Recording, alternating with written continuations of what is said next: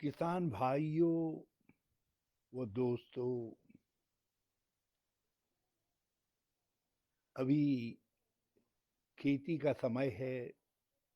कुछ जगह जो है धान की कटाई हो गई है, मगर किसान का धान ठीक से बिक नहीं पा रहा है। दूसरी तरफ किसान बहुत आशंका में है, डर में है कि केंद्र सरकार ने जो 3 काले कानून उन पर थोप दिए हैं, उसका परिणाम क्या रहेगा। एक तरफ देश का विरोध पक्ष और प्रबुद्ध जनमानस है, जो ये तीनों कानूनों को खेती और किसान दोनों के लिए, बल्कि गरीब के लिए भी बहुत घातक मान रहा है। और दूसरी तरफ केंद्र सरकार और उसके नुमाइंदे हैं, वो किसानों से कह रहे हैं कि इससे तुम्हारी आमदनी दुगनी होगी। और किसान लगातार 2014 से किए गए इस वादे को जब तौल रहा है, तो उसको लग रहा है कि इन लोगों ने इन 6.5 वर्षों के अंदर जो मुझको मेरे गेहूं, धान, मक्का, ज्वार, कपास आदि का मूल्य देना था, जिसको हम न्यूनतम समर्थन मूल्य कहते हैं, जब वो भी मुझको नहीं मिल पाया, गेहूं और धान का भी समर्थन मूल्य जितना होना चाहिए था, महंगाई की बढ़ती हुई दरों को और एग्रीकल्चर इनपुट्स को देख करके उसकी तुलना में कम मिला है, तो किसान निराश हो रहा है। किसान को लग रहा है कि केंद्र सरकार मुझसे जबरदस्ती कहलवाना चाहती है कि मेरी आमदनी दुगनी हो गई है, जबकि हकीकत यह है कि किसान की आमदनी न केवल घटी है, बल्कि किसान इस समय बहुत खस्ता हालत में है। किसानों की आत्महत्या के मामले भी बढ़ गए। कर्ज के बोझ से दबा हुआ किसान उन सरकारों को धन्यवाद दे रहा है, जिसमें पंजाब की सरकार भी है, जिन्होंने कर्ज माफी की। राजस्थान है, छत्तीसगढ़ है, कमलनाथ जी की सरकार रही मध्य प्रदेश में, नारायण स्वामी की सरकार है पुदुचेरी में, जिन्होंने किसान को राहत दी। मगर राज्य सरकारें अपने बलबूते पर कितनी राहत दे सकती हैं,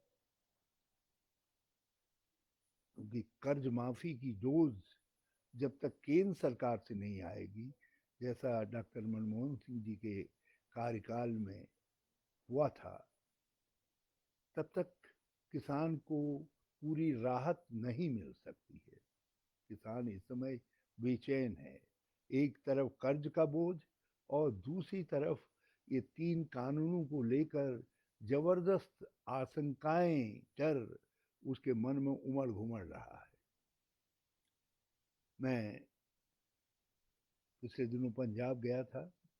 राहुल जी आए और राहुल जी ने किसानों के साथ अपनी एकजुटता जाहिर करते हुए कहा कि किसान भाइयों, हमारा मकसद इन कानूनों को लेकर के राजनीति नहीं है। हमारा मकसद किसान है, किसान का हित है।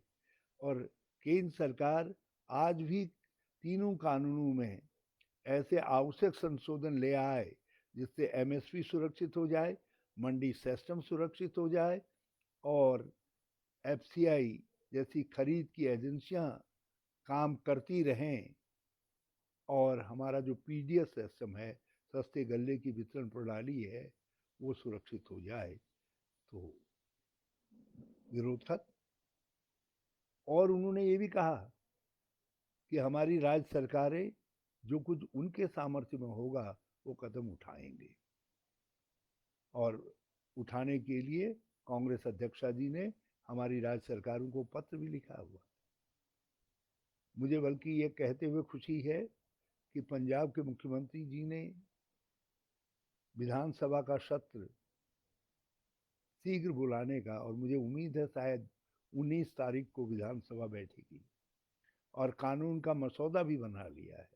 उस मसौदे पर हमारे मंत्रीगण माननीय किसान भाइयों से बातचीत कर रहे हैं, उनके प्रतिनिधियों से बातचीत कर रहे हैं, उनकी एक कमेटी गठित की है, क्योंकि हम ऐसा कानून बनाना चाहते हैं जो कानून केंद्र के ये 3 कानूनों के विरोध में खड़ा होकर के किसानों को संरक्षण दे सके।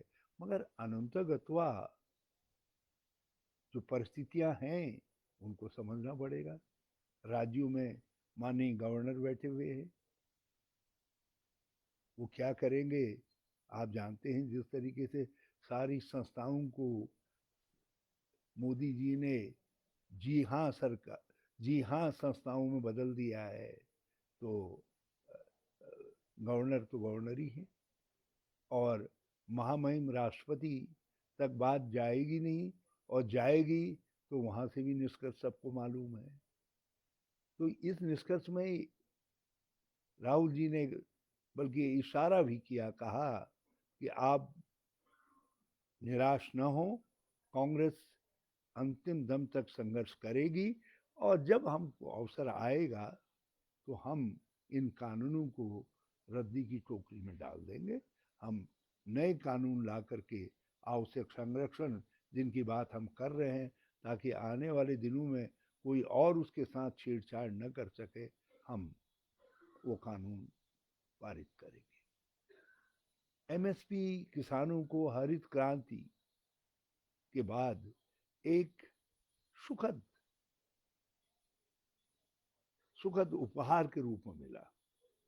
किसान आश्वस्त रहता है एमएसपी के होते हुए कि भाई इससे नीचे तो गेहूं धान के मूल्य कम से कम नहीं जाएंगे। लेकिन जब एमएसपी समाप्त हो जाएगा तो फिर जो बिचौलिए बड़े बड़े खरीदार हैं, बड़े कॉरपोरेट हाउसेज आएंगे, वो 1-2 साल बाद मनमाने दाम पर किसानों के गेहूं को और धान को खरीदेंगे। इस समय दिक्कत यह है कि जो मंडी सिस्टम है, जो एक प्रकार की गारंटी है कि बिचौलिया किसानों के साथ ज्यादती नहीं कर सकेगा, मंडी सिस्टम भी तो इस तरह से जगह एक दूसरे से जुड़े हुए हैं, और जब मंडी सिस्टम नहीं रहेगा तो एफसीआई खरीद कहाँ करेगी, और जब एफसीआई नहीं रहेगी, खरीद की एजेंसी नहीं रहेगी, तो फिर राज्यों के पास या केंद्र के पूल में कहाँ से गेहूं, कहाँ से धान चावल रहेगा, धान रहेगा। और यदि धान और गेहूं नहीं रहेगा तो जो सस्ते गले की वितरण प्रणाली है, एक अद्भुत प्रणाली है पूरी दुनिया की, वो प्रणाली खत्म हो जाएगी। लाखों गरीब भाइयों के पेट पर इससे प्रहार होगा। करोड़ों गरीब भाई जिनके लिए सोनिया जी ने अन्न सुरक्षा योजना लागू की, 2 रुपया किलो गेहूं, 2 रुपया किलो चावल की, वो सारी प्रणाली ध्वस्त हो जाएगी। सीधा सीधा मकसद है कि ऐसे कानून बना दो ताकि जितने प्रोटेक्शन, जितने संरक्षण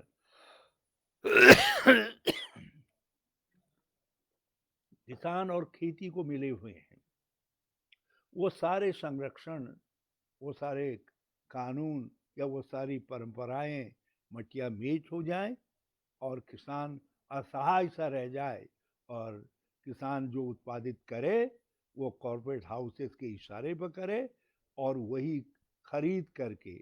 इसीलिए ये प्रणाली अंबानी, अडानी जैसे लोगों को लाभ पहुंचाने के लिए 3 कानूनों के रूप में थोपी जा रही है, और यही नहीं किया जा रहा है। इस समय इस बात की चेष्टा भी हो रही है कि कॉन्ट्रैक्ट फार्मिंग के नाम पर किसान को और किसान की खेती को बड़े बड़े कॉरपोरेट हाउसेस के पास जो कॉन्ट्रैक्ट फार्मिंग के नाम पर आएंगे, गिरवी कर दो, उनके जकड़ में उनको ले आओ।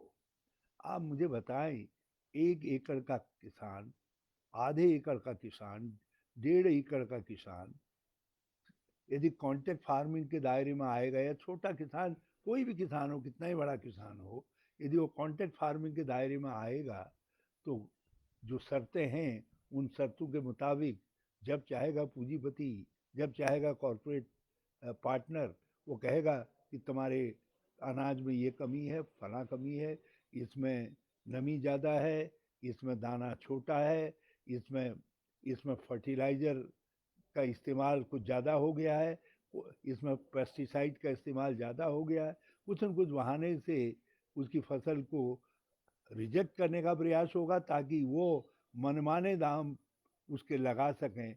मतलब नाम मात्र की कॉन्ट्रैक्ट फार्मिंग होगी, और मुनाफा उसमें दूसरे पार्टनर के का नहीं होगा, बल्कि जो कॉरपोरेट हाउस का पार्टनर है उसी का मुनाफा सुनिश्चित होगा। कहा जा रहा है कानूनी प्रोविजन रहेगा। जो किसान मंडी में तो खड़ा हो जाता है, क्योंकि सामूहिक रूप से किसान होते हैं, और फिर उनको राजनेताओं का, राजनीतिक दलों का संरक्षण मिल जाता है, पंचायतों का संरक्षण मिल जाता है, लेकिन क्या कॉरपोरेट हाउसेस से लड़ने के लिए कहाँ जाएगा वो? बताएं मुझे। और कॉरपोरेट हाउसेस अपने बड़े बड़े वकीलों के माध्यम से लड़ेंगे? क्या उनके सामने जो है छोटा किसान वकील की फीस अदा कर सकेगा, उनसे लड़ाई लड़ सकेगा? क्या सेफ गार्ड है? इसीलिए आज किसान हताश है।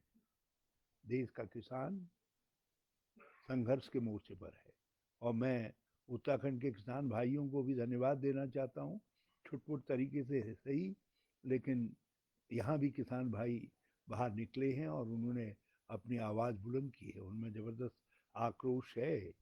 और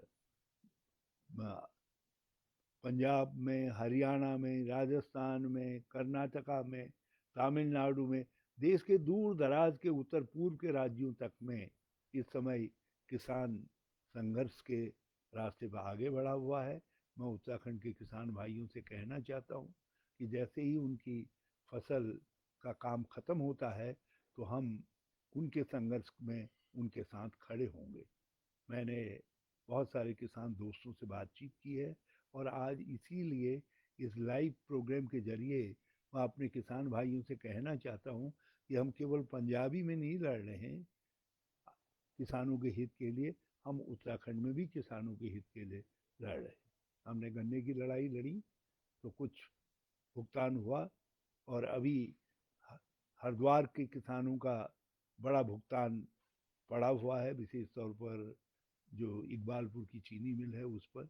उस लड़ाई को भी आगे बढ़ाएंगे, और हमारी इस बात की कोशिश रहेगी कि सारे किसान भाइयों को एकजुट करके एक ज़बरदस्त आवाज़ बनाया जाए, ताकि जो सरकार कानों में अंगुली डाल करके बैठ गई है, जो बिल्कुल सुनना नहीं चाहती है, जो समझना नहीं चाहती है, और हर हालत में कॉरपोरेट हाउसेस की मदद करना चाहती है, वो उस सरकार को आवाज़, लोकतंत्र की आवाज़ सुनाई जा सके। ये एक झूठा प्रचार तंत्र खड़ा किया जा रहा है। कहा जा रहा है कि साहब हम किसानों का हित करने जा रहे हैं। हम कह रहे हैं यदि इतने बड़े हितैषी थे आप, तो ये 3 कानूनों में कहीं तो लिख देते कि एमएसपी संरक्षित की जाएगी, एमएसपी हर हालत में किसान को मिलेगी। ये तो लिख देते कि एफसीआई की खरीद एजेंसी कायम रहेगी, क्योंकि एफसीआई को ख़त्म करने के लिए ही ये सारा नाटक रचा जा रहा है। और जब एफसीआई ख़त्म हो जाएगी, तो फिर खरीदेगा कौन? जब खरीद नहीं होगी सरकारी, तो सस्ते गले की वितरण प्रणाली नहीं होगी, और कुछ दिनों तक लोगों से कह दिया जाएगा कि आपके राशन कार्ड में हम सब्सिडी दे देंगे, और बाद में वो सब्सिडी गोल हो जाएगी, और गरीब जो है अपना राशन कार्ड लिए हुए इधर उधर भटकता फिरेगा। और मंडियां, जिन मंडियों से न केवल खरीद आदि में किसानों की मदद होती है, बल्कि जो मंडियां एक प्रकार से किसानों की सामूहिक शक्ति का प्रतीक बन गई हैं, जिनमें किसान, छोटे छोटे उनके नगर के व्यापारी जिनको आड़ती कहते हैं, वहीं के श्रमिक लोग, सब मिल करके एक सामूहिक शक्ति बनते हैं।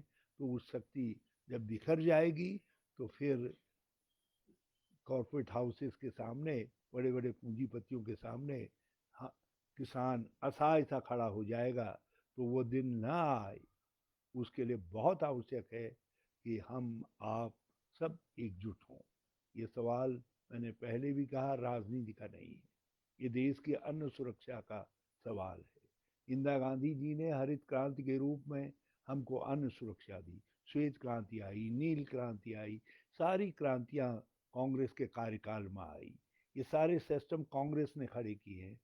कांग्रेस के खड़े किए हुए तंत्र से मोदी जी को शायद इतनी भी तीक्ष्णा है कि वो उस वितीक्ष्णा का सारा क्रोध किसान के ऊपर और गरीब उपभोक्ता के ऊपर निकालने पे तुले हुए हैं। हम ऐसा नहीं होने देंगे। हम संकल्पबद्ध हैं और आप सबके साथ खड़े रहेंगे।